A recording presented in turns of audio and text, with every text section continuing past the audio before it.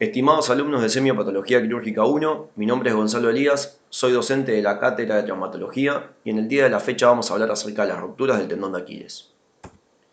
Antes de iniciar con la patología, vamos a hacer un repaso anatómico del mismo. Sabemos que el tendón de Aquiles es la continuación del músculo trícepsural y que se inserta en su región distal en la zona posterior del calcáneo. Es uno de los tendones más largos y fuertes del cuerpo humano, tiene una longitud promedio de 15 centímetros.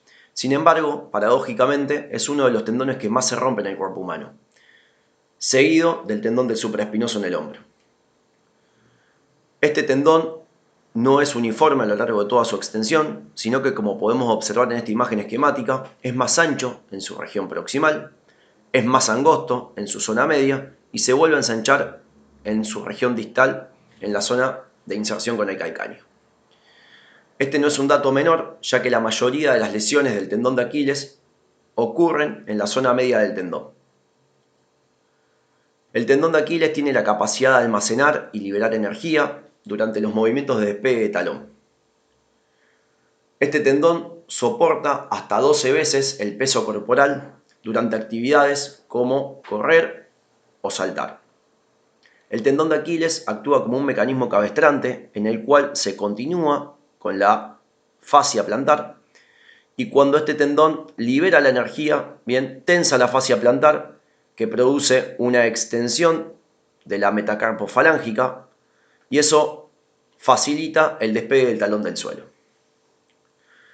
Este tendón también tiene estructuras anatómicas vecinas que están en contigüidad con él, como por ejemplo las bursas.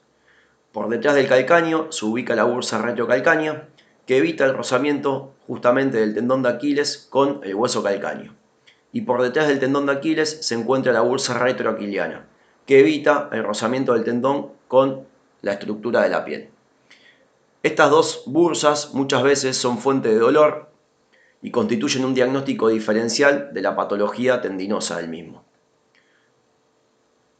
Además, el tendón de Aquiles también está en contigüidad con numerosos tendones que también producen la flexión plantar o contribuyen con la flexión plantar del tobillo y pie. Otro de los parámetros importantes a tener en cuenta a la hora de hablar de la anatomía del tendón de Aquiles es su vascularidad. Sabemos que hay tres fuentes que proveen de vascularidad al tendón, que son la unión ósea con el calcáneo, la unión musculotendinosa en la región proximal y en la zona media a través de la vascularidad proveniente del paratenón. El paratenón es la capa más externa del tendón y es una capa rica en vascularidad. ¿Quién le otorga esa vascularidad? Bueno, básicamente hay dos arterias principales que llegan a nivel del tobillo y del pie y que se encargan de vascularizar el tendón de Aquiles, que son la arteria tibial del lado interno y la arteria peronea del lado externo. Anteriormente se creía que ambas arterias brindaban equitativamente la vascularidad del tendón, en donde el 50% lo brindaba la arteria peronea y el 50% restante lo brindaba la arteria tibial posterior. Sin embargo, estudios más actuales han evidenciado que esa vascularidad no se provee de esa manera, sino que la arteria tibial interna, que es de mayor calibre, por lo tanto provee mayor vascularidad, se encarga de irrigar al tercio proximal y al tercio distal del tendón, mientras que el tercio medio del tendón está provisto de vascularidad por la arteria peronea lateral. Este es un punto importante, ya que, como habíamos mencionado anteriormente, sabemos que la mayoría de las lesiones que ocurren en el tendón de Aquiles, por incidencia, se dan en la zona media del tendón.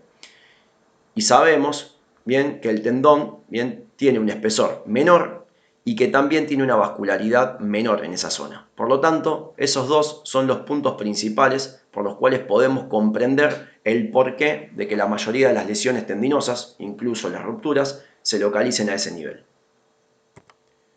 Bien, ya cuando hablamos acerca de la ruptura del tendón de Aquiles, sabemos que las rupturas del tendón de Aquiles ocurren principalmente en el sexo masculino, con una relación de 30-1 versus el sexo femenino, y que se da principalmente en dos grupos etarios diversos.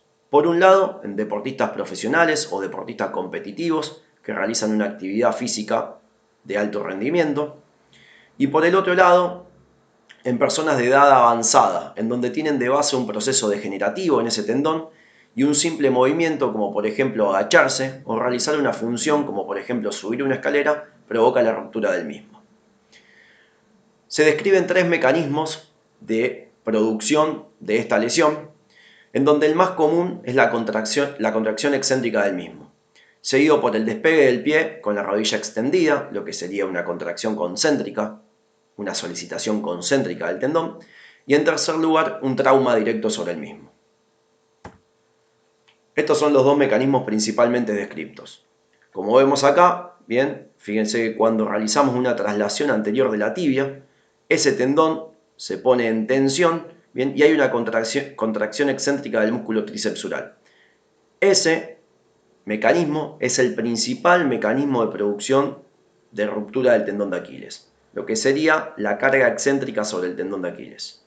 En la segunda imagen que vemos acá, podemos observar el segundo mecanismo de producción por incidencia, que es el salto con la rodilla extendida, lo que genera una carga concéntrica sobre el tendón. Bien, esto ya lo habíamos mencionado anteriormente y dijimos que la mayor cantidad o la mayor incidencia de la ruptura del tendón de Aquiles se localizan en la zona media del tendón. Y cuando describimos zona media del tendón lo podemos definir como 2 a 6 centímetros proximales a la inserción del tendón de Aquiles con el calcáneo. Fíjense que alrededor del 72% de las rupturas del tendón de Aquiles ocurren a ese nivel. Ya describimos que había 2 factores importantes que estaban vinculados con esa incidencia, que eran la disminución del espesor del tendón de Aquiles y la disminución del aporte vascular del mismo a ese nivel. En segundo lugar, la inserción ósea se lleva el resto de las rupturas del tendón de Aquiles, entre un 14 y un 24%, y en menor lugar, menor incidencia, entre un 4 y un 14%, la unión miotendinosa. ¿Cuál es la clínica que tienen los pacientes con ruptura del tendón de Aquiles? Básicamente, los pacientes describen una sensación de un chasquido durante la ruptura, que está vinculado a la lesión del tendón de Aquiles, y también los pacientes suelen describir como que le pegaron una patada atrás o le tiraron una piedra. Ese es uno de los signos descritos por los pacientes. Otra de las cosas clínicas que podemos encontrar en estos pacientes es la presencia de tumefacción en el área de ruptura, en donde el tendón de Aquiles se ve mucho más engrosado. La presencia de hematoma, que puede estar localizada peritendinosamente o a distancia. También podemos encontrar que el paciente tenga pérdida de la función, ya que sabemos que el tendón de Aquiles en un 90% contribuye al despegue del talón del suelo. Y hay una maniobra que se puede realizar, que es la maniobra de Thompson, que ahora la vamos a visualizar, y es una maniobra que permite diagnosticar la ruptura del tendón de Aquiles. Otro de los signos que podemos observar es el signo del hachazo, que se observa una depresión visible y palpable del tendón de Aquiles. Eso es indicativo de una pérdida de continuidad del tendón. Esto es un poco lo que podemos observar, que es el signo del hachazo, que como dijimos es una depresión observable y palpable del tendón, que lo que nos hace es observar y palpar una discontinuidad del tendón de Aquiles. En esta imagen quirúrgica podemos ver la ruptura del tendón con los 2 cabos, el cabo más distal y el cabo más proximal del tendón de Aquiles. Y en esta imagen podemos ver la tumefacción y el eritema en la zona, que son signos inflamatorios productos de la ruptura aguda del tendón de Aquiles. Bien, ¿en qué consiste la maniobra de Thompson? El paciente se coloca de cúbito prono, con los pies por fuera de la camilla, y el terapeuta a un lado de la pierna a examinar. Y lo que hace es realizar una compresión sobre la masa del tríceps sural. Se considera positiva la maniobra si cuando el terapeuta realiza la compresión del tríceps sural no se produce un movimiento de flexión plantar en el pie. Lo habitual, lo común, es que por continuidad tendinosa, cuando realicemos una compresión de la musculatura del tríceps sural, se debería producir un movimiento de flexión plantar. Por lo tanto, vuelvo a repetir, la maniobra se considera positiva cuando ante la compresión no se produce movimiento alguno del pie.